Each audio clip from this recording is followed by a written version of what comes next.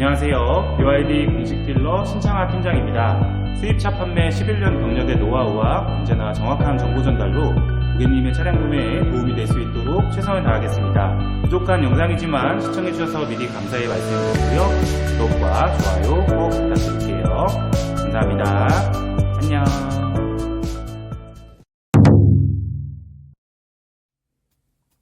안녕하세요. BYD 공식 딜러 신창하 팀장입니다. BYD의 아토3 차량의 고객 인도일이 점점 가까워지고 있습니다. 출고 시점이 점점 가까워지고 있는 만큼 과연 아토3의 보조금이 얼마로 책정될지 세간의 이목이 집중되고 있는데요. 그래서 그런지 며칠 전 2월 11일에는 인터넷 언론 엠투데이발 기사로 아토3의 주행거리를 재인증한다는 기사가 뜨는 바람에 잠시 혼란이 있기도 했습니다. 바로 다음날 12일에 BYD 코리아에서는 입장 발표를 하면서 환경부 재인증 관련된 기사의 내용은 사실이 아니고 현재 BYD 아토3는 환경부 보조금 평가 및 산업통상자원부 환친차 고시에 대한 절차를 진행 중이다라고 밝혔습니다. 고시 절차 완료 시점에 따라서 출고 일정은 변동이 될 수 있다라고 덧붙였는데요. 개인적으로 예상하기에는 3월 초중순 정도는 되어야 아마 1호차 출고가 시작이 될 걸로 보이고 있습니다. 관련하여 아토3 사전 예약자 중 한 분이 환경부 측에 사실 확인을 위해서 당일 연락을 취하였는데 환경부 직원에게는 확인된 내용이 없다, 금시초문이다라는 식의 답변을 들었다고 합니다.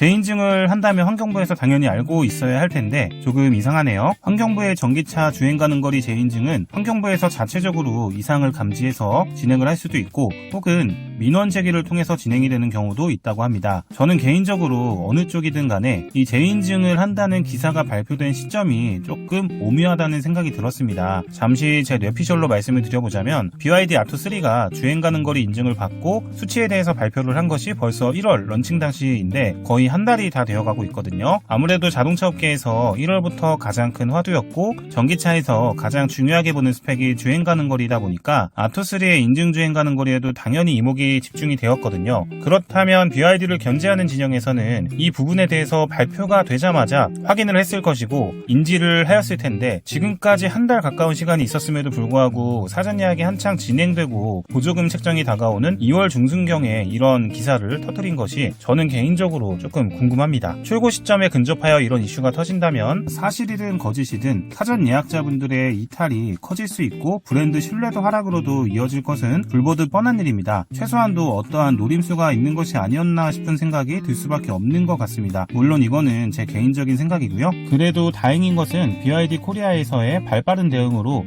하루 만에 기사가 삭제되고 해당 내용은 사실이 아니다라는 입장 발표가 있었던 것인데요. 그럼에도 불구하고 아직도 저한테 재인증을 하는 것이냐라고 물어보시는 분들이 계셔서 이 내용에 대해서 잠깐 말씀드려봤습니다. 그리고 지난 영상에서도 언급을 했었지만 지금도 여전히 BYD와 관련된 여러 영상들을 보면 정확한 팩트나 근거 없이 어디서 누가 뭐라고 했다더라 라는 식의 카더라 공격이 많이 지속이 되고 있습니다. 직전 영상에서도 한번 언급을 드렸지만 저는 이러한 현상 자체가 오히려 굉장히 긍정적이다라고 보고 있습니다. 전교 1등은 바로 뒤에 있는 전교 2등과 3등을 견제하고 신경쓰지 전교 꼴등이 뭐라던 신경쓰지 않습니다. 꼴등이 뭐라던 자신에게는 타격이 없을 거라는 걸 잘 알고 있기 때문이죠. 그렇기 때문에 오히려 이렇게 BYD에 대한 지속되는 공격과 관심이 그들 스스로 BYD의 파급력과 영향력을 인정해주는 부분이라고 생각이 듭니다. 어차피 제품에 대한 평가는 실제로 차량을 구매해주시는 소비자분들의 몫입니다. 그리고 한국인들의 자동차라는 제품에 대한 평가는 전세계 그 어느 나라들보다도 더 가혹하고 까다롭다는 거 영상을 보시는 시청자분들께서도 잘 아시고 계실 겁니다. BYD 아토3가 정말 그들의 주장대로 3천만원 정도의 가격에도 팔리기 어려운 퀄리티를 보여주는 저질 제품이라면 사실 이렇게 사전 예약 대수가 많이 나오기도 힘들었을 거라고 생각이 들고요. 3월부터 실질적인 출고가 시작이 될 텐데 이 이후로 실제 오너분들께서 들려주시는 후기와 경험담 등을 바탕으로 이런저런 데이터가 나올 것이라 생각을 하고요. 그때 확인된 사실 등의 팩트를 기반으로 해서 평가를 해보아도 늦지 않을 거라고 생각을 하고 있습니다. 한 가지 더 실제 자동차를 구매 예정인 고객님들께 드리고 싶은 말씀이 있는데요. 과거 제가 처음 수입 자동차 영업을 시작하던 2013년도 정도 시절만 하더라도 대부분의 소비자분들은 인터넷상에서 제한된 정보들만을 수집을 하고 실질적인 차량 구매에 대한 결정은 대부분 전시장에 직접 방문하여 차량을 살펴보고 시승도 전화로 직접 진행을 한 뒤에 계약 진행을 하는 것이 일반적이었습니다. 그런데 요즘은 어떤가요? 적어도 자동차 전문가라고 할 수 있는 여러 리뷰어분들이 일반적인 소비자분들보다는 더 전문적인 지식을 갖추고 차량을 살펴보면서 일반인들이 캐치하고 어려운 부분들에 대해서까지 깐깐하게 리뷰하고 평가를 해주니까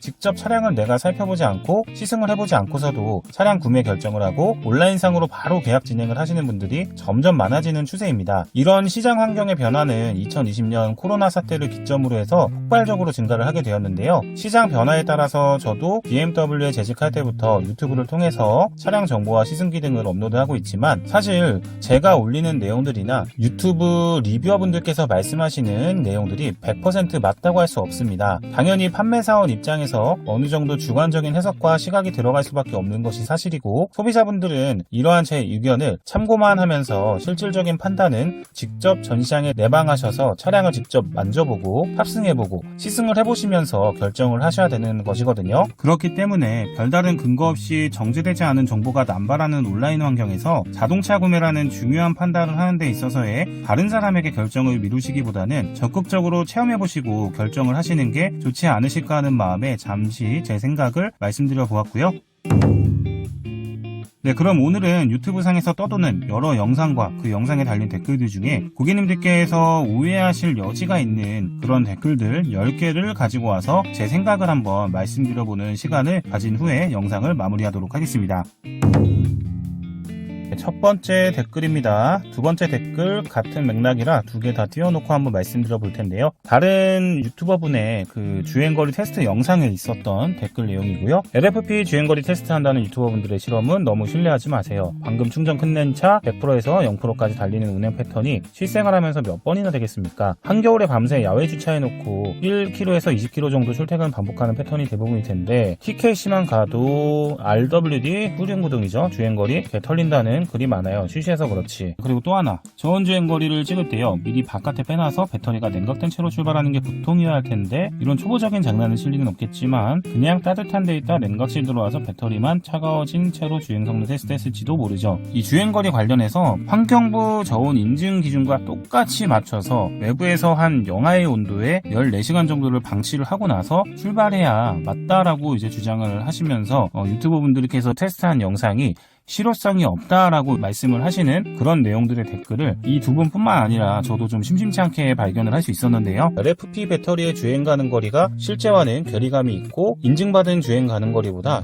훨씬 더 주행을 못할 것이다 라는 말씀을 하고 싶은 거는 제가 알겠습니다. 그런데 제가 이런 주장을 하시는 분들께 말씀드리고 싶은 것은 지금 저를 비롯해서 많은 유튜버 분들께서 주행 테스트를 했잖아요. 이런 분들 대부분이 지하 주차장 아니면 혹은 실내 주차장에서 출발을 했거든요. 이 주행 테스트의 목적이 환경부 인증 환경이랑 동일한 환경에서 환경부 인증 주행 가는 거리인 309km를 가냐 못 가냐를 테스트를 하는 게 아니고요. 실제로 대부분의 전기차 운행을 하는 오너분들께서 일반적으로 갖추어진 주행 환경과 비슷한 환경에서 주행 테스트를 했을 때 어느 정도의 거리를 갈 수 있는지 그거를 테스트하는 게 목적이거든요. 그러니까 테스트의 목적이 우리가 NCM보다 더 뛰어나 LFP가 NCM보다 더 좋아 뭐 짜장면이 좋아 짬뽕이 좋아 이런 게 아니라 아토3라는 차가 최대 주행 가는 거리가 이 정도 온도에 어느 정도를 간다더라 라는 거를 테스트하는 게 목적인 거예요. NCM 배터리가 일반적으로는 LFP 배터리에 대해서 효율성과 충전 속도 등 일반적으로 스펙이 더 좋다는 것은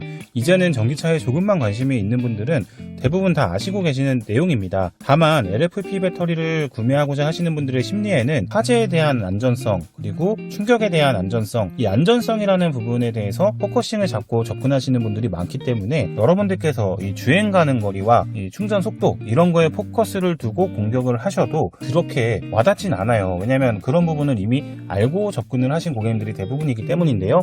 네, 그리고 이 첫 번째 댓글에도 보면은 대부분의 전기차 오너분들이 한겨울에 밤새 야외 주차를 해놓고 1에서 20km 거리 출퇴근을 반복하는 패턴이 대부분일 텐데 라고 말씀을 하시는데 한겨울에 야외 주차를 해놓으시는 분들이 우리나라 전기차 오너분들의 대부분인가요? 이거 저는 전혀 공감이 안 되는 부분인데 있는데, 우리나라 대한민국이라는 나라에서 대부분의 국민들이 거주하는 형태가 가장 많은 거주 형태를 띠는 것이 아파트 아닌가요?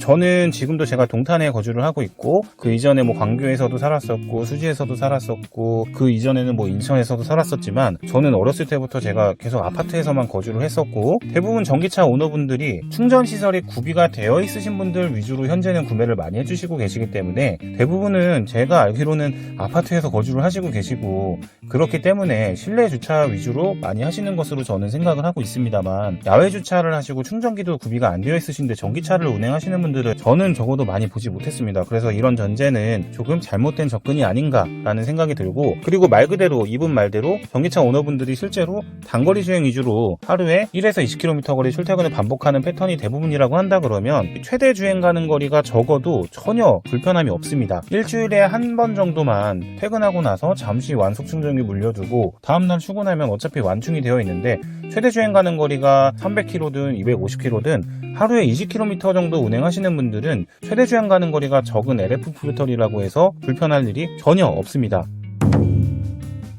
세 번째 댓글입니다. 가성비 좋은 차인 건 분명해 보이지만 중국 정부 보조금을 받아먹고 팔아먹기에 가능한 일입니다. 이 때문에 유럽에서 46.3%, 미국에서 110%의 관세를 때려받고 있습니다. 불법으로부터 자국 자동차 산업을 보호하는 것이지요. 중국 눈치를 보는 우리나라에서는 중국 자동차에 관세 부과를 못하고 있나요? 관세 부과하고 있는 것으로 알고 있는데, 소비자분들이 알아서 걸러줄 거라 믿습니다. 중국차 타고 싶나요? 푸조를 담아있다. 그냥 푸조를 사겠습니다. 일단 제가 알기로 BYD 같은 경우에는 국내에 수입이 되면서 10%의 관세가 부과가 되고 있습니다. 이분이 말씀하신 것은 상계 관세를 말씀하시는 것 같아요. 그러니까 BYD처럼 국가적인 지원을 받아서 성장한 어떤 산업에 대해서 다른 나라에 수출을 했을 때 해당 나라의 그 산업에 굉장한 피해를 끼칠 수 있다라고 판단이 되면 그 수출 품목에 대해서 상계 관세라는 것을 부과를 해서 자국 산업을 보호하는 것을 얘기를 하는 것인데, 이렇게 상계 관세를 부과한 사례가 미국의 110% 관세나 유럽의 46.3% 관세를 말씀하시는 건데요. 우선 첫 번째로 현대기아의 입장이 아니라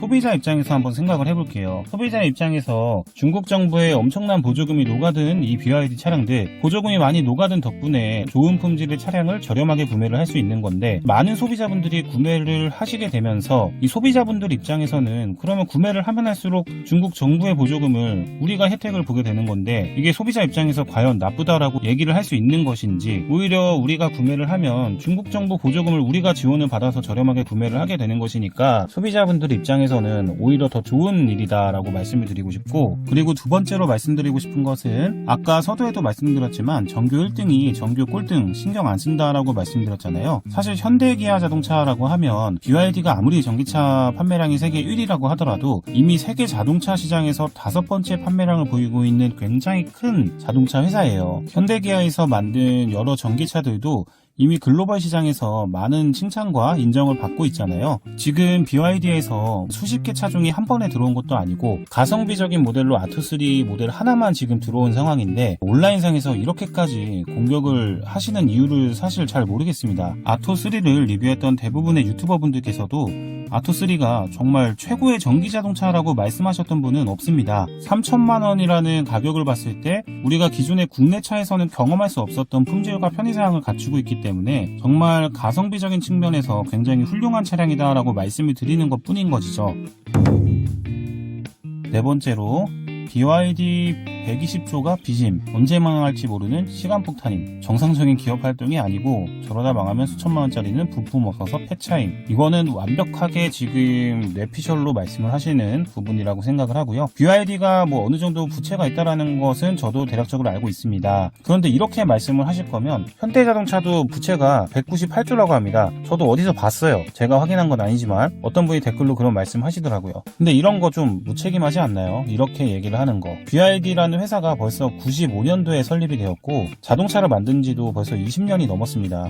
뭐 언제 망할지 모르는 시간폭탄이라는 것은 근거 없는 주장이라고 밖에 말씀드릴 수가 없고요. 이 부분에 대해서는 전 영상에서도 말씀드렸지만 저희 차량을 판매하는 딜러사인 도이치모터스에서 충분히 이 사전에 사업권을 따내기 전에 사전 검토를 했다라고 저는 판단을 하고, 저도 BYD로 이직을 한 것이기 때문에 여러분들은 수천만 원짜리 자동차를 구매하는 거지만 뭐 저희 회사나 저 같은 경우에는 자체는 생업을 걸고 이 브랜드로 넘어온 거란 말이에요. 자동차로 견제가 안 되니까 다른 걸로 자꾸 물타기를 해서 견제를 하는 거로밖에 생각이 들지 않습니다.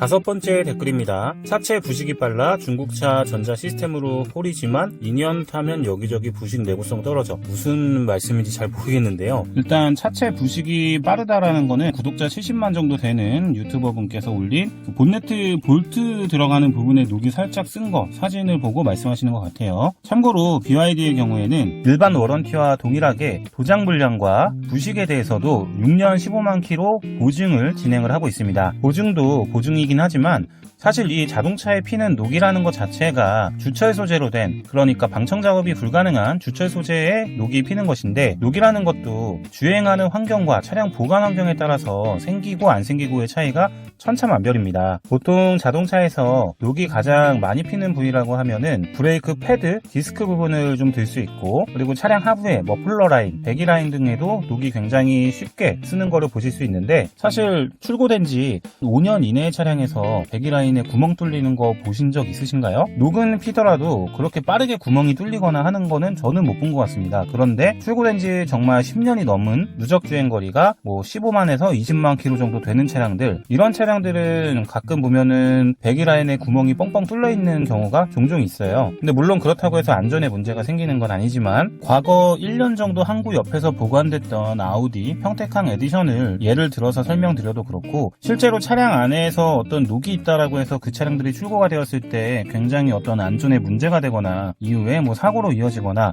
이랬던 사례가 없거든요. 그리고 이 녹이라는 것 자체가 그렇게 두께가 얇은 배기라인도 녹이 슬어서 완전히 부식이 되는 데까지 엄청난 시간과 주행거리가 소요가 되는데, 차체 프레임에, 이 두꺼운 프레임에 이렇게 겉표면에 녹이 스는 걸 가지고 이게 굉장히 엄청나게 위험한 차량이다 라는 식으로 이슈화를 시키는 것은 굉장히 좀 의도성이 있다라고 생각을 하고 있고요. 사실 이게 녹이 피는 문제는 BYD만의 문제가 아닙니다, 여러분. 사실 어느 브랜드라고 말은 안 하겠지만 펜다 녹하면은 딱 떠오르는 그런 브랜드와 자동차들 있지 않으신가요? 물론 지금은 개선이 많이 됐겠죠. 지금 정확하지 않은 사진 한 장만 딱 가지고 와서 마치 모든 BYD 차량이 녹이 슬어서 굉장히 위험하고 이런 식으로 얘기를 하는 거는 직전 영상에서도 말씀드렸지만 근거 없는 일반화의 오류다라고 밖에 생각이 되지 않습니다. 제 영상을 이번 영상으로 처음 보시는 분들도 있을 줄 알기 때문에 제가 구태여 한 번 더 말씀을 드리는 것이고요. 6번째 댓글, BYD가 전국 방방곡곡 돌아다니면서 블랙박스로 찍는 정보도 게다가 중국에 넘어감. 블랙박스로 찍는 정보가 중국에 왜 넘어가죠? 블랙박스는 대부분 국내 업체에서 만든 블랙박스를 쓰실 텐데 BYD에서 순정으로 만들어서 보내주는 블랙박스가 없거든요. 이분이 말씀하신 거는 아마 블랙박스가 아니라 자율주행에 활용되는 차체 자체적으로 내장된 카메라가 동영상 촬영을 통해서 중국 현지로 정보를 넘긴다라고 아마 말씀을 하고 싶으셨던 것 같은데, 참고로 지금 국내에 들어와 있는 아토3에는 카메라가 장착되는 위치의 모양은 있지만 카메라가 아예 장착이 안 된 상태로 수입이 되었습니다. 기본적으로 완전 자율주행 기능을 지원하지 않는 차량이기 때문에 해당 부분에 대한 걱정은 하지 않으셔도 될 것 같고요. 그리고 실시간으로 여러분들이 말하는 것과 이 영상 이런 거를 전부 다 계속 촬영을 하고 녹화를 하고 이거를 전송을 한다면 이건 그야말로 엄청난 그 용량을 차지하는 데이터 전송을 해야 되는 건데, 이런 시스템 자체가 자동차에 준비가 되어 있지가 않아요, 여러분. 그리고 만약에 그런 기능이 탑재가 되어 있는 자동차라고 한다 그러면 이런 자동차가 국내에서 멀쩡하게 인증을 받고 돌아다닐 수 있도록 국토교통부에서 인증을 해줄까요? 대한민국 정부를 너무 이거는 우습게 보는 거라고 저는 생각을 하고 있고요. 7번째 댓글, 중국 유튜브 보면 중국 전기차 불 엄청나던데 성남 아파트 마냥 지하 주차장에서 불나서 수백 명 죽으면 누가 책임질 거임? 차량 전부를 공짜로 줘도 쓰기가 무섭다. 사실 이 정도의 선입견이 있는 분이라고 한다 그러면 제가 어떤 말씀을 드려도 아마 설득이 안 될 거예요. 그렇지만 BYD 차량에 관심이 많은 소비자분들을 위해서 어느 정도의 반론을 제가 말씀을 드린다면, 중국이라는 나라의 그 자동차 시장 그리고 이 판매량이라는 것을 봤을 때 전 세계에서 가장 거대한 자동차 시장이라는 것은 자동차에 대해서 조금이라도 관심이 있으신 분들은 아마 아실 겁니다. 그만큼 엄청난 판매량을 보이는 국가이고, 그 판매량에 비례를 했을 때 당연히 판매량이 많은 만큼 사건 사고나 화재 발생 건수도 국내에 비해서 당연히 더 많겠죠. 그렇다 그러면 절대적인 발생 건수를 비교를 할 것이 아니라 비율로 비교를 하는 게 합리적이다라고 봐야 하고 23년도 중국 전기차 만대당 화재 비율이 0.5대가 안 된다고 합니다. 반면에 국내에서의 어떤 전기차 화재 비율을 봤을 때 만대당 화재 비율이 1.3대 정도가 된다고 하더라고요. 그리고 중국 브랜드 전기차들 중에서도 LFP 배터리가 아닌 화재에 취약한 NCM 배터리를 사용하는 브랜드들도 굉장히 많습니다. 그리고 현재 국내에 공유된 중국 전기차 화재 영상 등을 보면은 의외로 충전 중에 불이 나는 모습을 어렵지 않게 볼 수 있거든요. 사실 중국은 전기차 브랜드가 많은 만큼 충전기를 제작하는 회사도 굉장히 많다고 하는데요. 이 충전기 자체적인 불량에 의해서 어떤 화재가 발생하는 경우도 굉장히 많다고 하더라고요. 이 부분은 여러분들이 영상을 확인해 보시면 화재가 어떤 차량의 하부에서 먼저 발생을 하는 것이 아니라 차량의 뒤쪽 충전기 쪽에서 화재가 시작되는 모양을 여러 영상에서 확인할 수가 있거든요. 그러니까 이런 부분을 모두 일반화해서 얘기를 하는 것도 옳지 못하다라고 생각을 들고요. 그리고 사실 중국에서 발표하는 어떤 수치나 이런 거에 대해서 여러분들이 신뢰가 없으시잖아요. 그렇다면 중국 내부에서의 어떤 발표 수치보다 국내에서의 사례를 좀 찾아보시면 될 텐데 국내에서도 기존에 LFP 배터리를 사용하는 레이 EV나 토레스 EVX 등등 LFP 배터리를 사용하는 국내 전기차들도 많이 있었거든요. 근데 국내에서 LFP 배터리 전기차 화재 발생 사례가 아직까지 저는 없는 것으로 알고 있습니다. 있다면은 만약에 제 댓글로 남겨주세요. 그만큼 LFP 배터리는 이 화재에 굉장히 강하고 안전한 배터리이기 때문에 사실 이렇게 댓글 남겨주신 것처럼 화재에 굉장히 예민하고 걱정이 많으신 분이라면 당연히 LFP 배터리 전기차를 선택하시는 게 맞겠죠. 한 가지 더 말씀을 드리면 자동차에 있어서 화재라는 것은 전기차든 내연기관 차량이든 하이브리드 차량이든 특정한 상황과 환경이 갖춰진다면 얼마든지 발생할 수 있습니다. 화재 가능성이 아예 1%도 안 되는 그런 자동차는 세상에 없습니다. 다만 제가 중요하게 생각하는 것은 화재가 발생을 했을 때 적어도 사람이 안전하게 피신할 시간적인 여유는 있어야 한다는 것인데요. 사실 전기차 화재를 여러분들이 두려워하시는 이유 중에 하나가 NCM 배터리의 열폭주 현상 때문에 두려워하시는 거잖아요. 근데 그런 부분에 있어서 LFP 배터리는 열폭주 현상에 있어서는 굉장히 안전한 배터리이기 때문에 효율성이나 충전 속도가 조금 떨어진다라고 하더라도 안전에 포커스를 두고 계신 소비자분들이라면 당연히 LFP 배터리 차량을 구매하시는 게 올바른 선택인 거예요. 물론 제가 이전에 근무했던 BMW처럼 굉장히 훌륭한 BMS 시스템, 배터리 매니지먼트 시스템을 갖추고 있어서 NCM 배터리를 사용을 하더라도 아직까지 열폭주 현상이나 이런 화재의 건수가 한 건도 없는 브랜드도 있습니다. 다만 제가 말씀드리고 싶은 거는 이 화재라는 거 그리고 열폭주 현상이라는 게 나에게 일어난다고 한다 그러면 이것은 확률로 따질 문제가 아니라 0%냐 100%냐의 문제거든요. 그러니까 열폭주 현상이 발생할 수 있는 일말의 가능성이라도 걱정을 하시면서 자동차를 구매를 하시는 건 저의 짧은 식견으로 봤을 때는 합리적이지 못하다. 굳이 걱정을 그렇게 하면서 차량을 운행하실 필요가 없다라고 말씀을 드리고 싶습니다. 그리고 제가 영상을 찍다 보니까 내용이 점점 길어지는 바람에 지금 퇴근 시간이 좀 많이 지체된 상황이어서 제가 마지막으로 댓글 하나만 더 보고 영상 마무리하도록 하겠습니다. 마지막 댓글인데요. 개인 데이터 다 털어가서 결국 종속될 것. 개인정보 유출이라는 것도 최근에 이제 언론에서 이슈화를 많이 시키면서 굉장히 좀 민감한 부분으로 이제 화두가 많이 되고 있는데 저는 개인적으로 그렇게 생각해요. 저는 제 개인정보가 이미 중국에서 한 4바퀴 5바퀴 정도는 돌았다라고 생각을 하는데 사실 그 유출된다는 개인정보가 굉장히 지금 저한테 어떤 타격을 줄 만한 그런 부분들이 있느냐라는 것에 대해서 사실 저는 뭐 스팸 문자나 이런 거 오는 것 때문에 좀 귀찮기는 한데 굉장히 심각하게 저한테 지금 돌아오는 부분은 아직은 경험을 해보진 못했습니다.